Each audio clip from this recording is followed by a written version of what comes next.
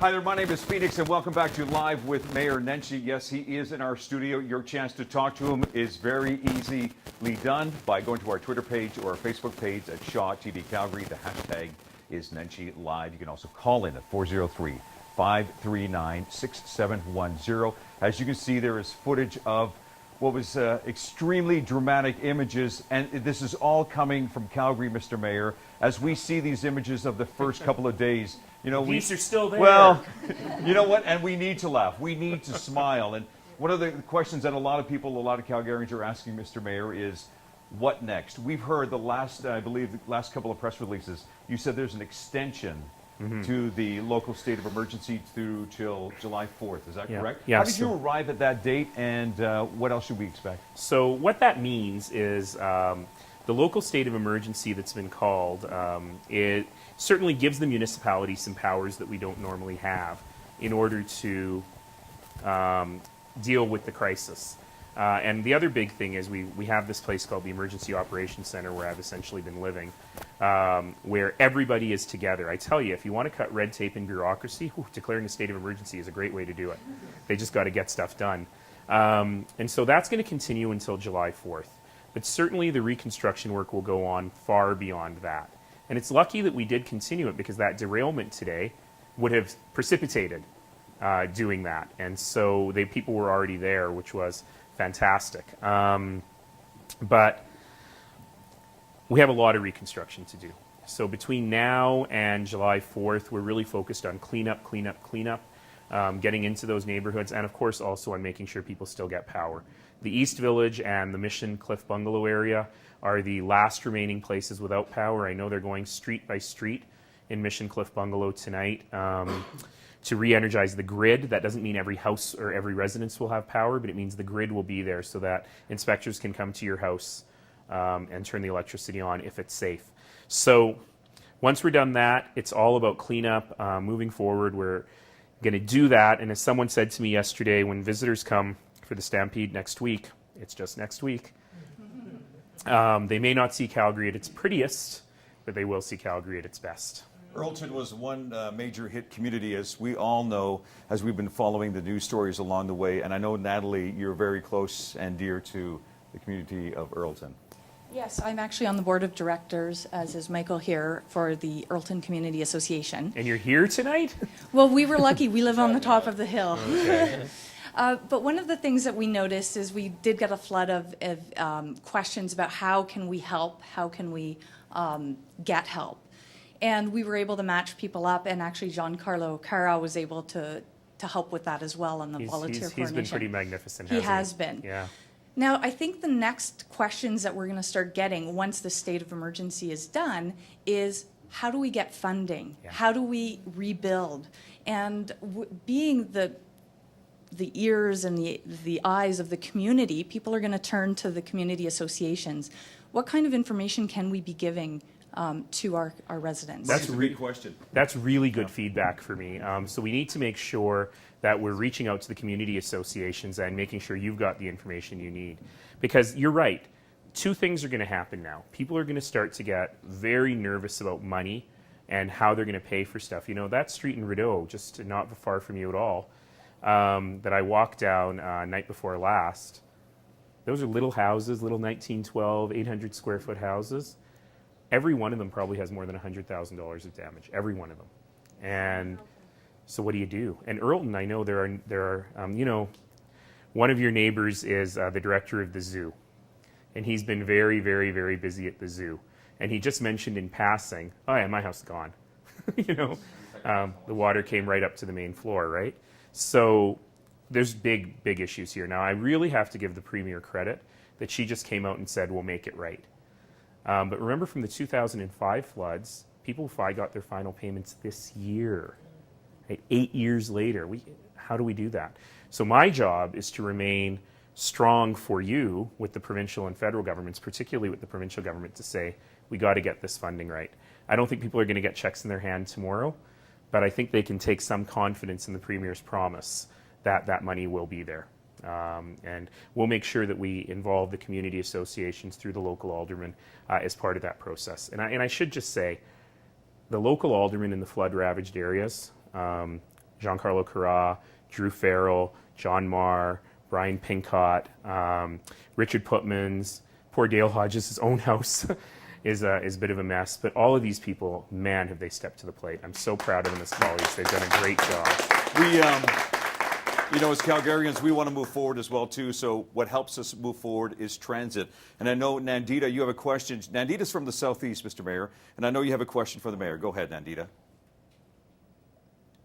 Mayor Nenshi, first of all, I would like to thank you for being out there and keeping everyone informed with what's going on, because I know it's extremely difficult to communicate all these things going on right now to everybody.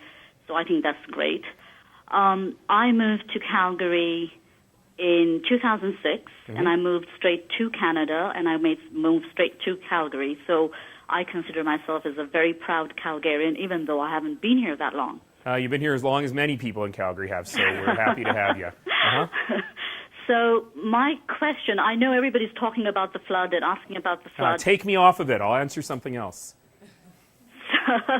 So I'm now going to ask you about, actually, the transit system in the Southeast. My favorite topic. I know that it's not going to be for quite a while that we're going to have the LRT. Mm-hmm. But my question is, we do not have as many express buses from here. Yeah.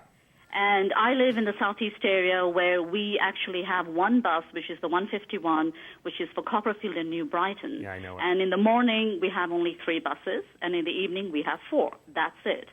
And I was wondering whether anybody's thought about maybe having separate buses for Copperfield and maybe putting in more buses, because it's not easy for people to travel to the BRT stop all the time. I have a car, but I do not want to travel to the BRT stop when it's snowy. Nandita, here's the Mayor. So, Nandita, great question. And so, yes, as those neighborhoods develop, as New Brighton and Copperfield develop, the transit will follow the population growth. So you'll see more of those buses there. I do want to address the issue of the BRT, the Bus Rapid Transit, and the Southeast LRT. Those neighborhoods are really far. I mean, that sounds like a silly thing to say, but when you compare it to the West LRT, which is about 9 kilometers long, $1.4 billion, the largest public works project in Calgary history, the Southeast LRT is, to the very end, I want to say 26 kilometers long. So it's about 3 times as long. And the cost is enormous. The new purple line, that's what I call it. They tell me I'm not allowed to call it that. They're called the Green Line. The Green Line, which goes from Stony Trail in the north to the hospital in Seaton in the south, is 40 kilometers. So for context, our entire system is about 40 kilometers. So it's doubling. That's about $5 billion. I'm not expecting anyone to show up with a check for $5 billion, especially now that the province is going to be spending a lot of money on flood relief. But what we learned in our studies is that building those transit ways into Southeast Calgary will get us about 75% of the time savings of the LRT for about 30% of the cost. And so we're moving forward with those, and that should really improve the quality of service in Southeast Calgary, a jump over Glenmore Trail, for example, and dedicated transit lanes through Mackenzie Town and further south. So I think that'll make a huge difference. It's still almost $1 billion, well, I think it's $600 million. Forgive me if my grasp on the numbers is a little off this week. So it's still a lot of money, but we'll continue to fund that. And, you know, had we gone back to that famous $52 million debate, remember that? Doesn't that feel like a long time ago? Had the transit option won, one of the options, you know, what would have been funded is transit ways like that throughout the city. I suspect we're going to be spending that money on other stuff now, but... You know, it is kind of nice to talk about other things other than the flood. Of course, we want to get back to normal again. We have a question from our studio audience. Lori, go ahead. One of the things I've realized through all of this, and I think many of us had, is how ill-prepared we are for a disaster, both personally and being part of a nonprofit that's small professionally. Mm-hmm. What have you seen and learned? What guidance can you give us as citizens, as employers? Well, one thing that I'll say is, I just want to clarify that I've been blown away by how well the city of Calgary has been prepared for a disaster. You certainly can't anticipate this stuff, but you can prepare for it. And you know, I fought with our emergency management people when they built that fancy emergency operations center. Do you really need to move the whole corporate data center there? That's ridiculous. When would our corporate data center ever go out? You'd have to flood out City Hall for that to happen. So it's funny because I was just, 3 weeks ago at a function at McMahon Stadium called Disaster Alley. And it was precisely to equip individuals and small businesses and organizations with all the tools they need in case of a disaster. And that's become, and it's ironic in the Atlantis sense, I suppose, that we're dealing with this now. But, you know, people can be prepared. How many of us, do I even have a 72-hour emergency kit in my house? Probably not, right? And so once this is all over and the Calgary Emergency Management website returns to normal, I would really encourage, and I really like this idea, we should probably do a public thing around it, strike while the iron is hot, for people to go back to Calgary Emergency Management that actually has tremendous tools for what you can do in your house or your organization to plan for stuff like this. And, you know, that's a really good idea, using this as an opportunity to help everyone build those personal plans for your family as well as plans for your organization. You can also reach the mayor at Nenshi is your handle, if I'm not mistaken. You can also reach us here. 25,000 new Twitter followers this week. I'm having I trouble. think you're about keeping up. 118,000 last count. Yeah. You can also reach us as well, too, on Twitter. It is Shaw TV Calgary. And if you want to be, well, reference this show, go to hashtag Nenshi Live. Let's get back to the flood because, of course, that is on top of minds of a lot of people, including Larry from the Northwest. Larry, your question for the mayor. Go ahead. First of all, Mayor, I would just like to say thank you very much for doing an awesome job. And I want you to keep up the good work. I'm glad you had the guts to stand up and talk to the CP Rail about what happened today with the train derailment. Yeah, apparently that's not done. Who knew? Okay. Oh, I know it's not done, but at least you had the guts to stand up and talk and speak your mind about it. So I just want you to know that I'm really happy that we got a good mayor like you. Thank you. We've been out here 9 years, and you remind me of our old mayor in Mississauga, Hazel. Ontario. And I love her. just doing really good. And I'm Thank you. happy to be a Calgarian. Thank you. That's very kind. Question? He's just being a nice guy saying, Oh, Mr. what a Mayor, sweet you're doing guy. a wonderful job. Thank you so much, and thanks for comparing me to Hazel McCallion, who is 92 years old. At least he didn't use a Nenshi noun. Yes, he did not use an Nenshi noun. What is a Nenshi noun, by the way? A Nenshi noun is one of those words that I'm not allowed to use to describe people who put themselves and others at risk. Well, Kevin, I don't know if you're going to be using an Nenshi noun, but I know you have a question or comment for the mayor. Go ahead. Yes, well, I would like to start with a comment. I wanted to thank you very much for all the work that you've done for our city during this difficult time. And I also wanted to just tell you that you're also an inspiration to myself and probably other people that would call themselves children of immigrants, especially with the diversity that you've brought to our city. And I just think it's an amazing, especially since I do a cooking show actually with my mom here, Doris. Oh, great. Yeah, Flavors of Africa. Oh, sure, yeah, yes, yeah. Yes, here on Shaw Here on TV. Shaw. And just also, I wanted to commend you because you're very personable. And I think that's wonderful in a leader. And just talking about your connection to our citizens, a lot of people have this question, how can we be sure to have you at certain events that are going on throughout the city? We know that there's a form that's available. There's a form. He's a little busy right now. Yeah, of course. I've had to cancel a lot this week. Of course. But afterwards, I think looking at the bright side of things, is there certain criteria that maybe you look for? Or? Mr. You're Mayor? going to get the most bureaucratic answer that I'm ever capable of giving, which is there's a form on my website. Fill out the form with as much information as you can. When I first started this job, I used to get about, I would say 100 event invitations every day.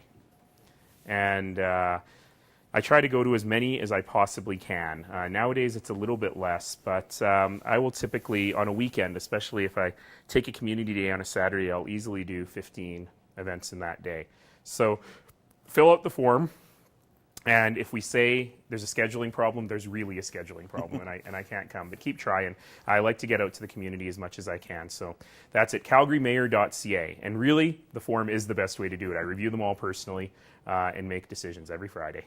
Tweets continue to come into our show today. It is live with Mayor Nenshi. This one is from Peter, and it builds off of what Kevin said just a few moments ago. Peter says, every time another mayor is involved in a scandal, and we know who we're talking about, Mayor Nenshi's, I have no idea what you're talking about. Mayor Nenshi's stature rises.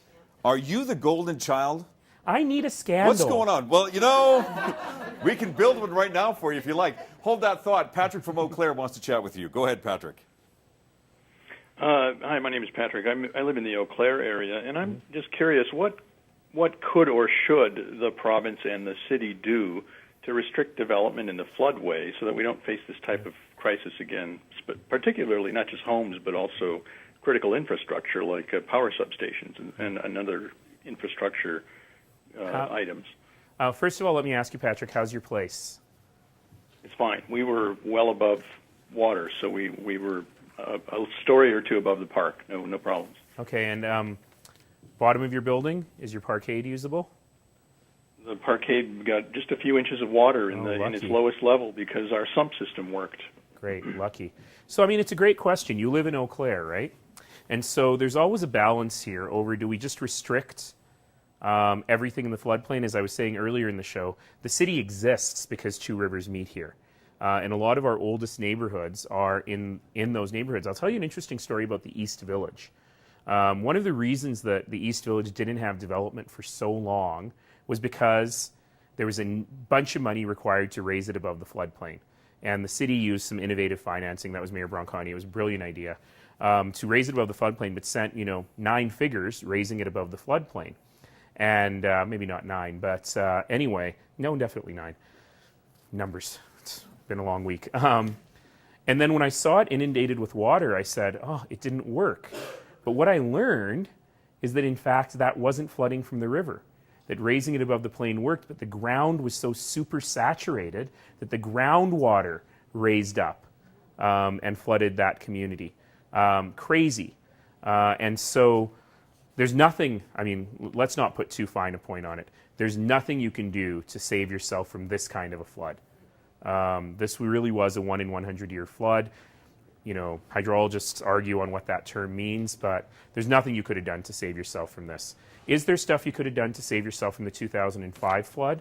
I would argue that if we had the 2005 defenses today in 13, this would have been much worse. And so even the little bit that we've been able to do around berming the river made a huge difference, and we've got to invest in more of that. I'm not sure if the answer is restricting all development in the floodplain, but definitely there are things we can do for better flood protection going forward, and we've learned a lot from this incident. Mr. Mayor, this tweet came in. This is from Krista. Krista says, I can't believe after 7 days of local emergency, Mayor Nenshi is still willing to get up and answer questions on Nenshi Live. Calgary is very lucky, and we're very lucky to have him here. More coming up here on Shaw TV. It is Live with Mayor Nenshi. We're back in just a moment. Hang on.